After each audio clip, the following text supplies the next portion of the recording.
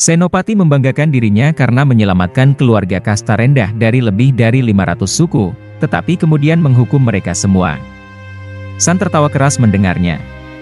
Senopati mengenali Karna, yang berdiri di samping San, sebagai orang yang sebenarnya membunuh semua suku itu, sehingga merasa tegang.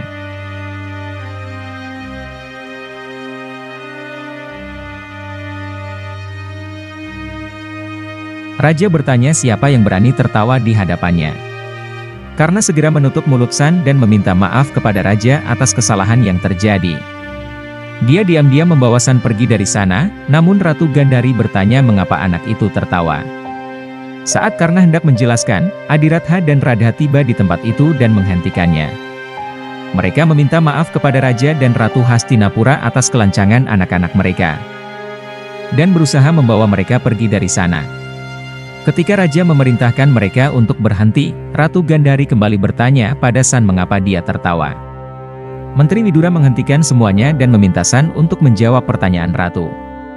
San menjelaskan bagaimana jika seorang kesatria membanggakan keberaniannya, tetapi sebenarnya ia adalah seorang pembohong karena mengklaim apa yang dilakukan orang lain.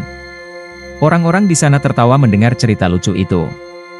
Senopati yang berbohong lalu berteriak, merasa terkejut karena ada yang tertawa di depan Maharaja Drestarastra. San mengklarifikasi bahwa saat pria itu memasuki gua, Karna telah menghabisi seluruh suku kejam tersebut. Kemudian, Sangkuni memasuki aula kerajaan dengan ditandu di atas keranjang bayinya, menyatakan bahwa anak ini mungkin saja mengetahui kebenaran sejati. Sangkuni tertawa dan merujuk bahwa jika kehebatan sudah dimulai sejak kecil, ia akan hanya menyadari kebesarannya itu sebagai mimpi ketika dewasa nanti. Semua orang di ruangan itu tertawa. Sangkuni menyatakan bahwa bagi orang gila, kebohongan dapat dianggap sebagai kebenaran. Namun, karena yang bijaksana menyatakan fakta sebenarnya, mengakui bahwa dialah yang sebenarnya bertanggung jawab atas pembantaian seluruh suku. San mendukung saudaranya. Senopati menegur mereka atas kebohongan di hadapan Maharaja. Maharaja Drestarastra kembali bertanya kepada San apakah ia tetap pada pendiriannya, menyangkal klaim Senopati yang tak menaklukkan suku itu. Anak itu dengan tegas mengiyakan.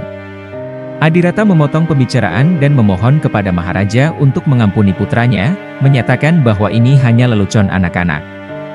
Karena menegaskan bahwa saudaranya, San, telah berbicara yang sebenarnya, bahwa dia memang yang bertanggung jawab atas pembunuhan seluruh suku itu. Maharaja bertanya kepada Perdana Menteri Widura mengenai usia anak laki-laki di hadapannya. Widura menyatakan usianya sekitar 9 hingga 10 tahun, dan bahwa ayahnya tampaknya bukan berasal dari golongan kesatria. Widura kemudian bertanya dari kasta apa mereka berasal. Karena menjelaskan bahwa mereka adalah orang perang dari kasta rendah, dan ayahnya adalah seorang kusir kereta. Sangkuni tertawa dan mempertanyakan bagaimana mungkin seorang anak dari seorang kusir bisa memiliki keterampilan memanah dan mengalahkan seluruh suku. Raja Drestarastra menetapkan bahwa anak ini harus diperiksa. Widura meminta Senopati untuk memberikan busurnya kepada Karna. Maharaja meminta Karna untuk memilih busur. Namun, Karna menolak, mengatakan bahwa ibunya telah melarangnya menyentuh busur. Baginya, perintah ibunya lebih penting dari perintah seorang raja, atau bahkan dewa sekalipun. Maharaja memerintahkan Adiratha untuk meminta putranya agar mengambil busur. Karena teringat pada Menteri Madiam yang memerintahkan Tauji untuk mengambil busur, dan pada akhirnya, Menteri Madiam memotong tangan Tauji. Karna menyatakan hal yang sama kepada sang raja. Widura menegaskan bahwa ia harus memilih untuk tunduk pada perintah raja, atau menerima hukuman karena berbohong. Karna menyatakan bahwa sampai ibunya memerintahkan, dia tidak akan memilih busur, dan raja tidak dapat menghukumnya karena ia hanya mengatakan yang sebenarnya. Widura kemudian memerintahkan tentara untuk menghukum anak kecil di hadapannya. Adiratha memohon kepada Karna untuk mengambil busur karena itulah perintah ibunya. Karna menatap Ibu Radha, lalu Radha mengangguk setuju dan mengizinkan Karna mengambil busur itu. Karna akhirnya mengambil busur dan bertanya kepada Raja Drestarastra di mana letak targetnya. Maharaja bertanya apakah Karna ingin menargetkan sesuatu yang diam atau bergerak. Karna menantang Raja, menyatakan bahwa dia mampu mengenai target yang terbang. Raja melemparkan kalungnya ke udara, dan Karna mengambil sikap sasaran lalu menembak kalung tersebut dengan sukses. Adiratha dan Radha sangat senang melihatnya. Seluruh hadirin di aula istana terkejut melihat kemampuan Karna. Terutama Sangkuni.